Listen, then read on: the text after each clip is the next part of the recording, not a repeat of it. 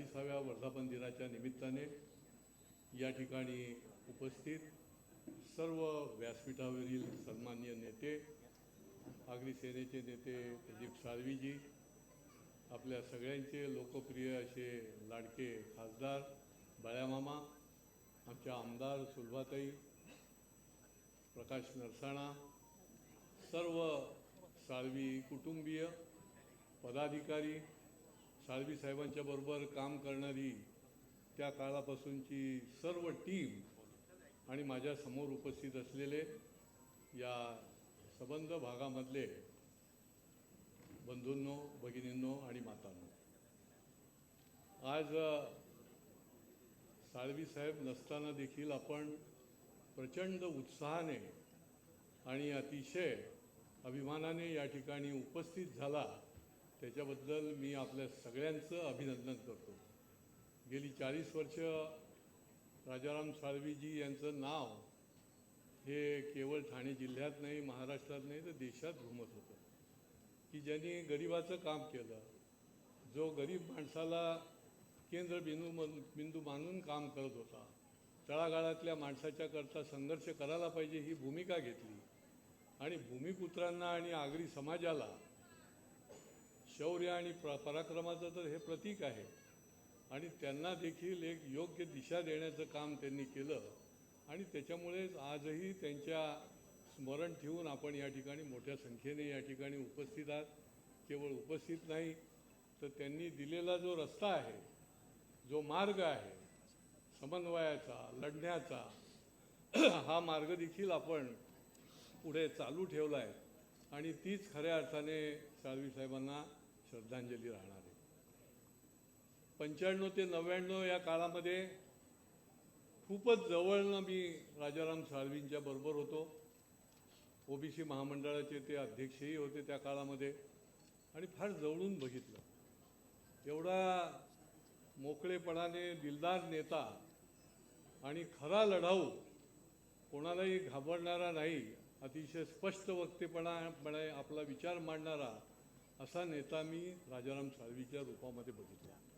मग ते कामगारांच्या हक्काकरता असो किंवा आपल्या भूमिपुत्रांच्या हक्काकरता असो, आणि त्याच्यामुळे हा जो त्यांनी विचार दिलेला आहे तो विचार घेऊन आगरी सेनेच्या माध्यमातून आम्ही सगळे 41व्या वर्षामध्ये पदार्पण करतोय। बाळ्यामामांनी तर माझं कौतुक केलं। बाळ्यामामा पण अतिशय हसरा आणि लोकप्रिय अशा प्रकारचं नेतृत्व, सर्वसमावेशक अशा प्रकारचं नेतृत्व म्हणून बाळ्यामामाकडे बघितलं जातं। ते कुठल्या एका पक्षाचे नाही, सगळ्या पक्षाचे लोक जे आहे ते बाळ्यामामाशी मैत्री करून।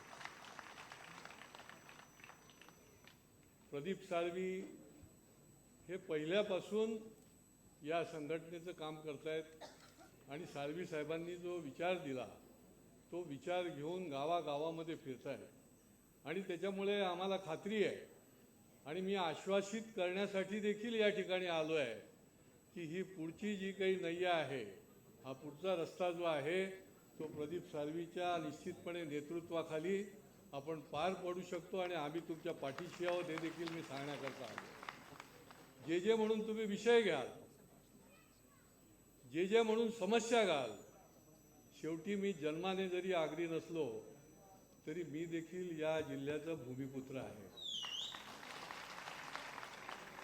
गेल्या 5 पिढ्या मी या ठिकाणी राहतोय, याचा अर्थ मी भूमिपुत्रच आहे आणि त्याच्यामुळे भूमिपुत्रांच्या समस्या मला माहिती आहेत आणि केवळ माहिती नाही तर त्या सोडवण्याकरता जे करायला लागेल ती आजपर्यंत मी करत आलोय आणि पुढच्या काळापर्यंत देखील मी केल्याशिवाय संपणार नाही।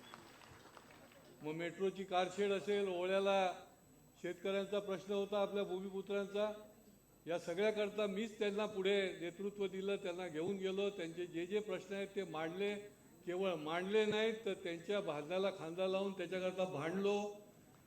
मला तर विधिमंडळात नेहमी म्हणायचे की तू मटण मच्छी खात नाही परंतु मच्छीमाराचे प्रश्न तूच जास्ती मांडतो।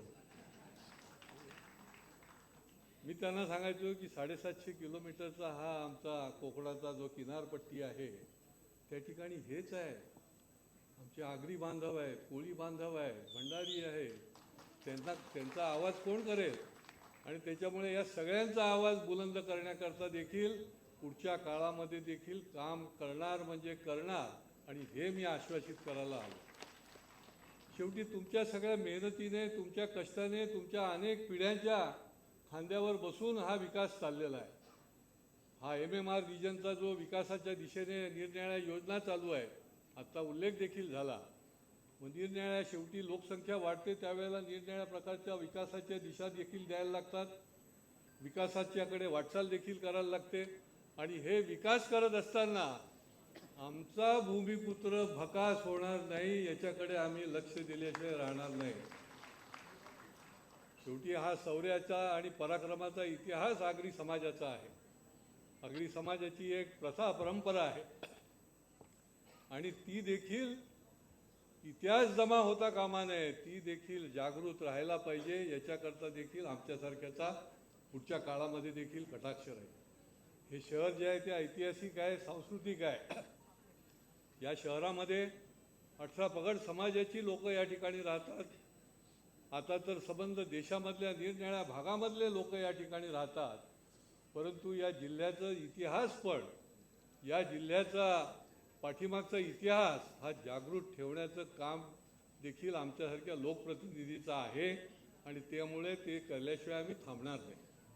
पुढच्या काळामध्ये मामांनी जसं सांगितलं, किंवा पुढच्या काळामध्ये भूमिपुत्रांचे जे जे म्हणून प्रश्न निरनिराळ्या विकासाच्या योजना चालत असताना समोर येतील, ते प्रश्न सोडवण्याचं काम देखील एक तुमचा प्रतिनिधी म्हणून मी निश्चितपणे करेन.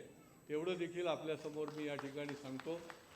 आज बोलण्यासारखं भरपूर आहे, परंतु आज वर्धापन दिन आहे.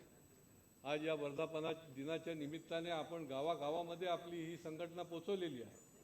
मला आठवतं आहे की गोपीनाथजी मुंडेपासून सगळेजण या व्यासपीठावर आलेले आहेत. गोपीनाथजींचं तर एवढं राजाराम साळवींवर प्रेम होतं की त्यांच्याशिवाय त्यांना हलायचं नाही, पान हलायचं नाही. आणि कुठलाही बहुजनांचा विषय असेल त्या वेळेला राजाराम साळवींना बोलवून गोपीनाथजी त्यांच्याशी चर्चा करून मग निरनिराळे प्रश्न जे आहेत ते हाताळत असत. आणि त्याच्यामुळे एक मोठ्या उंचीवर स्वर्गीय राजाराम साळवी यांनी काम केलेलं आहे. मला निश्चितपणे खात्री आहे की या वर्धापन दिनाच्या निमित्ताने आपल्या समाजाकरता, भूमिपुत्रांकरता, बहुजनांकरता, या सगळ्या जिल्ह्याकरता देखील आगरी सेना जी आहे ती पुढच्या काळामध्ये सशक्तपणे काम करेल आणि आम्ही आपल्याबरोबर राहू एवढं आपल्याला आश्वासित करतो. आपल्या सगळ्यांना पुन्हा एकदा शुभेच्छा देतो आणि माझं मनोगत पूर्ण करतो. जय हिंद, जय महाराष्ट्र.